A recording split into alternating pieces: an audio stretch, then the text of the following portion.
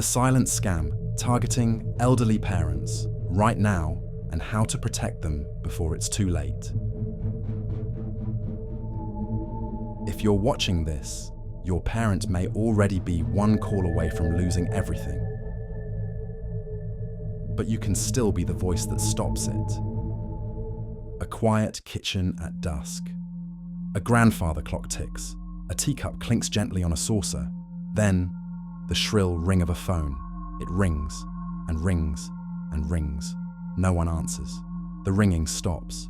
Silence, then a single sob. Her name was Eleanor Vance. She was 82, loved baking apple pies, read the newspaper every morning, called her grandchildren my little miracles. On Tuesday afternoon, she received a call. The voice on the other end was calm, kind, said he was from Social Security, said there had been suspicious activity on her account, that if she didn't act now, her benefits would be frozen, her house seized, her life gone. Music begins, soft piano, like rain against a window. Eleanor believed him because he knew her name. He knew her birth date.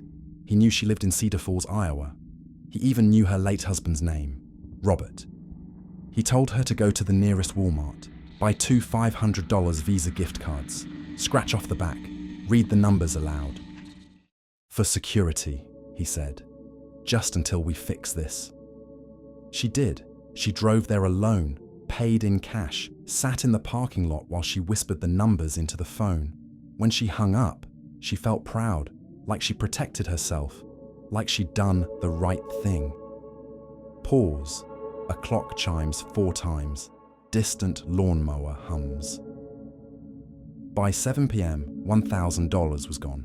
By midnight, another $2,000. By morning, $8,700. Every dollar she'd saved since Robert passed, every penny meant for her funeral, every cent she'd tucked away so her daughter wouldn't have to pay for her care. Gone in less than 24 hours by a voice on the phone. A voice that wasn't real. Music shifts. Strings swell with quiet dread. This isn't an isolated case. This is epidemic.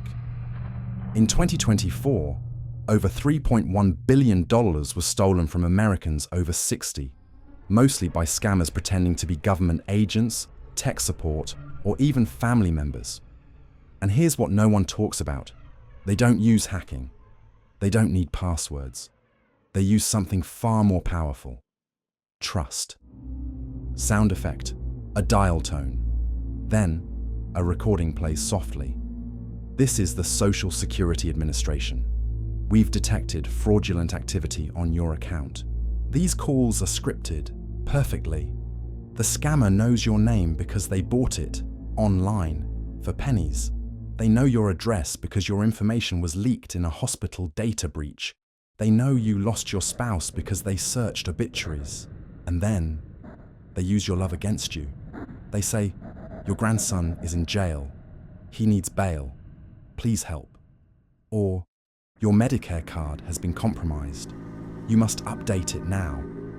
Or, IRS is coming to arrest you.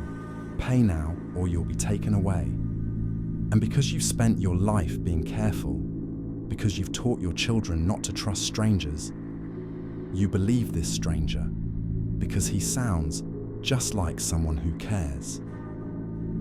Beat. A child's laughter echoes faintly, then fades. Eleanor didn't tell her daughter for 3 days. She was ashamed. She thought, I should have known better. I'm too old to be fooled. They'll think I'm losing my mind. So she hid it. Until the bank called. Until her account was empty.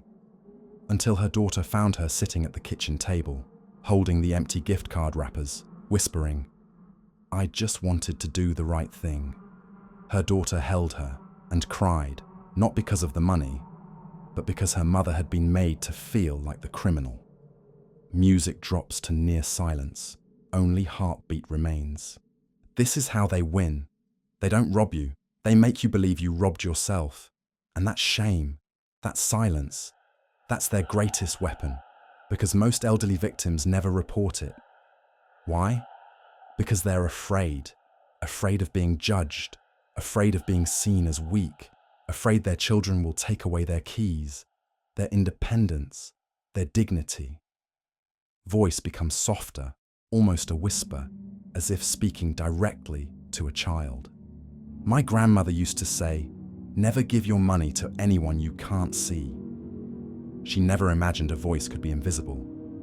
But today, that voice lives in your parents' phone, in their smart speaker, even in their email inbox.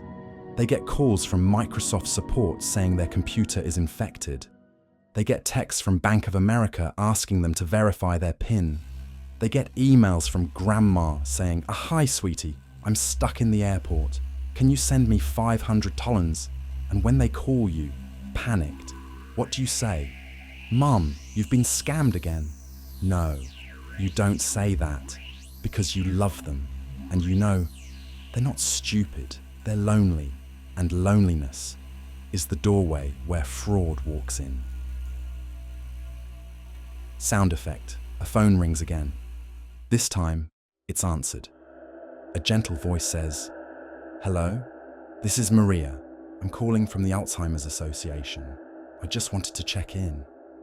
There's a new kind of scammer now, not just greedy, calculating. They target widows, veterans, people living alone, people who haven't heard a friendly voice in weeks. They call once a week, always at the same time, always with the same name. Mr. Jenkins from Social Security, Dr. Lee from Medicare, and slowly, they become part of the family. One day your mother says, "Oh, Mr. Jenkins called again. He's such a nice man. He brings me cookies sometimes." And you realize she's not being tricked, she's being loved by a ghost. Music swells, tender, heartbreaking strings. Here's what you must do, not tomorrow, not next week, today. On-screen text appears for visual viewers. Never give out personal info over the phone. Hang up if they ask for money or gift cards. Verify with a known number, not the one they give you. Set up a family alert system. Install call blocker apps. Even on landlines, talk to them, not at them. Number 1, if they ask for money, hang up. No exceptions. Not even if they say it's your grandchild. Not even if they sound desperate. Real agencies don't demand payment over the phone. Real doctors don't ask for gift cards. Real government workers don't threaten arrest. If they do, hang up, then call back, using the number on the official website, not the one they gave you. Sound effect, dial tone. Then, a recorded voice. You've reached the Social Security Administration. Our office hours are 8 a.m. to 5 p.m., Monday through Friday. Number 2, install a call blocker, not just on smartphones, on landlines. Devices like Hire or Truecaller work on home phones too. Set up a family alert list. Only those numbers can get through. All others, sent straight to voicemail. Tell your parent. It's not that you're wrong, it's that they're cleverer than ever. Voice softens, full of compassion. Number 3, talk to them, not at them. Don't say, "You're being scammed again." Say, "I heard something scary happen to someone I know. Can we talk about it?" Sit with them, make tea, let them tell the story, without judgment. Because what they need isn't a lecture. They need to be heard, to be safe, to be loved. Sound effect, a door opens, footsteps, a hug. One woman in Ohio, 79 years old, got 17 scam calls in 1 month. Her son started visiting every Thursday, just to sit with her, to listen, to laugh. After 6 weeks, the calls stopped. Not because the blockers worked, but because she didn't feel alone anymore. Music rises, warm, hopeful, with a single piano note repeating like a heartbeat. This isn't about technology, it's about connection. The scammers aren't hackers, they're predators of isolation. And the cure is simple, but it's hard. Show up, call, visit, even if it's just for coffee, even if they say they're fine, because the greatest protection against fraud is not software, it's presence. Pause. Silence. Then, a single tear hits a table. Eleanor never got her money back, but she got something else. Her daughter moved in. They baked pies together, every Sunday. One day, Eleanor said, "I used to think I was strong because I handled things alone. Now I know I'm strong because I let someone help me." She started volunteering at a senior center, telling her story. To others who were scared to speak, she became the voice they didn't have. Final lines, slow, deliberate, whispered as if to a parent. If you're watching this, your parent is vulnerable. Not because they're old, but because they're human, and humans crave connection. So tonight, pick up the phone, not to warn them, not to correct them, but to say, "Hey Mom, Dad, I miss you. Can I come over for pie?" Because the scammer won't visit. He won't bring flowers. He won't hold their hand. But you can, and that's why they'll never win. Not if you show up, not if you listen, not if you love them, before it's too late. Final frame, black screen. White text fades in slowly, one line at a time. They didn't lose their money. They lost their peace. You can give it back, call them, visit them, love them. Before the phone rings again, end. No music, no logo, just silence. For 8 seconds. For 8 seconds.